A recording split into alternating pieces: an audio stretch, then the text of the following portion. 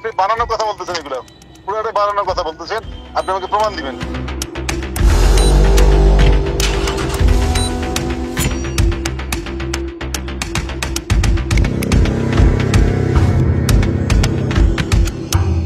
ডিসির মুখে কওয়া সারা পৃথিবী জানে, কোনো মুক্ত দিয়ে গেছে।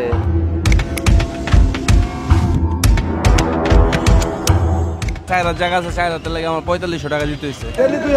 30,000 টাকা তারা আইসি নিয়ে যায়, তারা তো টাকা ছাড়াই মাঠে বসতে দিবে না।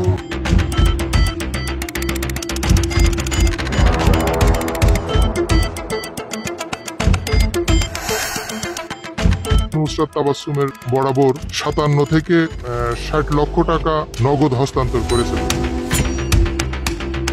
মাদক ব্যবসায়ী সিন্ডিকেটের যারা আছে তারা আমার উপরে হামলা করে। বিন্দুমাত্র কোনো সত্যতা নেই, এটা আমার সাথে ওনাদের এই ধরনের কোনো যোগাযোগ বা কখনো কিছু হয়।